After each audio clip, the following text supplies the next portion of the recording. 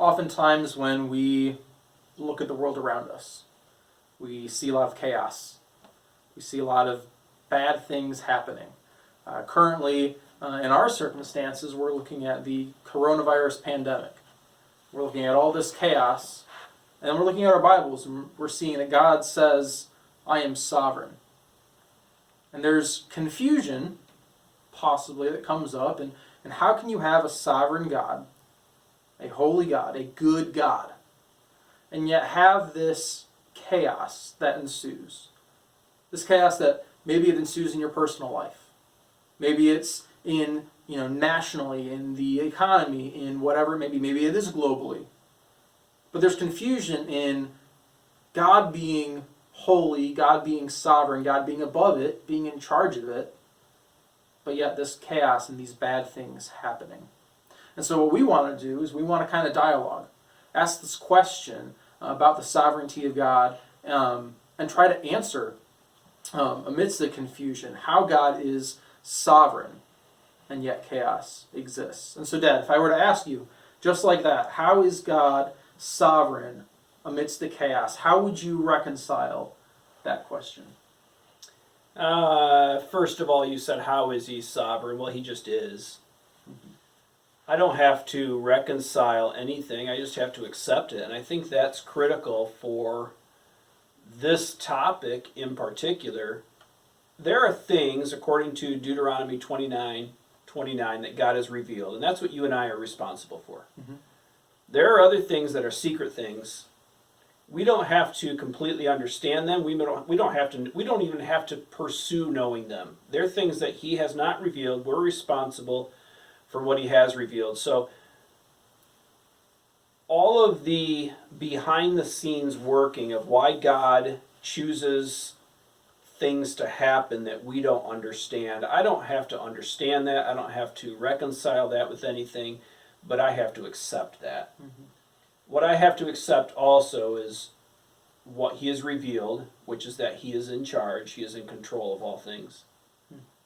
And so what would you say, knowing that God is sovereign and there is chaos that exists, what passage comes to mind that does reveal the answer to this question? Right, well, you tell me, what's the classic passage for God being in control of bad circumstances? I would go to Genesis. Yeah.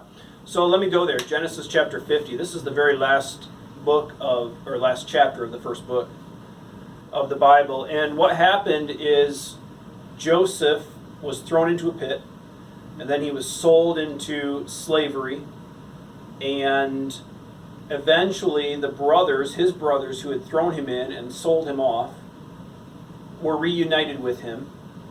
And then their mutual father died, and the brothers at that point were afraid that there would be retaliation. Maybe there could have been from a human perspective. So that's what they're afraid of. So this is what Joseph says to his brothers in Genesis 50, verse 19 and 20. He says, don't be afraid. He says, am I in the place of God?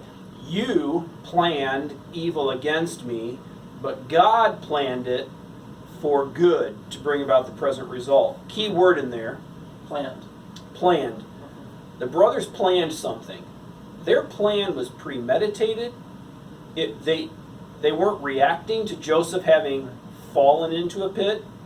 They didn't see him trying to scramble out of the pit and crawl over to an Ishmaelite caravan, and they didn't react to that. They threw him in. They pulled him out. They sold him off. That was part of their plan. And the same exact word is used of God in those verses. You planned, he says, but God planned as well. So God was planning that the whole time. Earlier in chapter 45, he says, God sent me here to Egypt. Then he says again, 2 verses later, God sent me. And then he effectively says again, 1 verse later, God sent me. Now, horrible circumstances. Yeah. We could use the word chaos. We could use the word evil. In fact, that's what's used here. You planned evil against me. God planned it for good. Yeah, another passage or story in the Bible that I think of where it seemed like evil was winning out the day. Yeah. Yet we understand God is in control. You can think of the story of Job. Right. Right. Job was living his life, and calamity struck.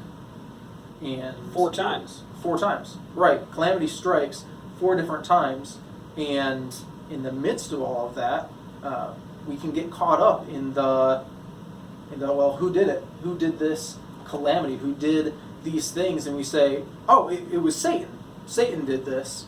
Satan is in charge of this, because we read at the beginning of the book. But yet we have to understand, and you're probably turning to that passage right now, so you can go ahead and read it. Well, what I was turning here for is, you remember that song that we used to sing more often than we do now, although sometimes we'll still hear it? Blessed be the name of the Lord. What does it say? He gives And takes away. and takes away. We forget that. We forget sometimes what we're singing, but that's exactly, it comes from Job here, the end of chapter 1. These 4 different things have happened. He says in worship to God, he says, the Lord gives and the Lord takes away. Now, he could have said, the Sabaeans take away. The Lord gives, but the Chaldeans take away. The Lord gives, but fire takes away. Right. The Lord gives, but wind takes away. But he said the Lord gives, the Lord takes away. So, critical to recognize under divine inspiration that God was in charge both of the quote good and the quote evil that was going on. So God's not the divine fixer, if you will. He's not the one who comes in when bad things are happening that he's unaware of, that he's out of control of, and he comes in and he fixes the problem, or he makes them right, or he only plans the good side. Yeah, He gives and takes away. I wouldn't say that God can't fix things, but I would say that the framework of there's somebody out there who does bad things and God is reacting and fixing them, that's the problem that I would have. Yeah. Although, if you go into the New Testament, then you have, in the book of Matthew, you have something interesting. In Matthew chapter 3, and I don't want to take this too far because it's not precisely what this verse is about, but Matthew 3, John the Baptist is baptizing people and Jesus goes to be baptized, and John says, well, you should be baptizing me, not me baptizing you. But Jesus says this, he says, allow it for now. There is a sense with all-powerful God, and we saw it even in Job. Frankly, we saw it with Joseph's brothers. God allows things to happen. Isn't that, though, also part of his sovereign and omnipotent will in action, his allowing things? Yeah, absolutely.